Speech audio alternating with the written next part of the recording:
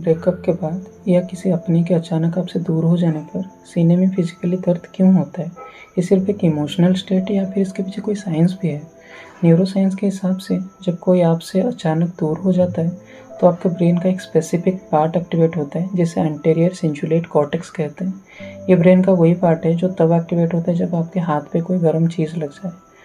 तो आपके ब्रेन के हिसाब से आपका दिल टूटना या फिर आपका हाथ जल जाना दोनों एक ही बात है।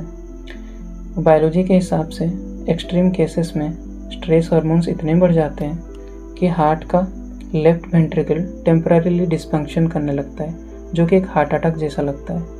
इसलिए आपको सांस लेने में तकलीफ और चेस्ट में हेवीनेस या भारीपन फील होता है। इसे मेडिकल लैंग्वेज में तकोशुबो कार्डियोमायोपैथी या फिर ब्रोकन हार्ट सिंड्रोम कहते हैं।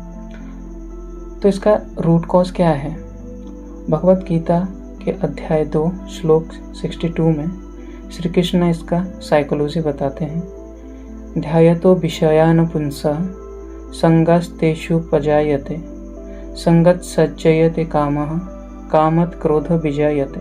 अर्थात इस केस में जब आप लगातार किसी के बारे में सोचते हैं तो उनसे आसक्ति या फिर एक गहरी अटैचमेंट होती है। उस आसक्ति या अटैचमेंट से उन्हें पाने की या उनके साथ रहने की आपकी काम या फिर कामना या फिर डिज़ायर बहुत ही इंटेंस हो जाती है।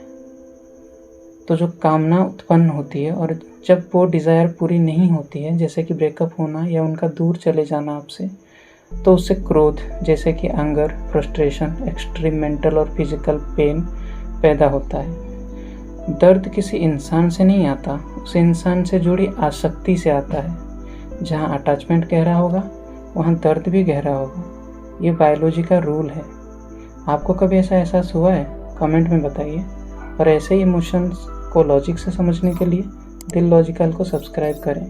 राधे राधे।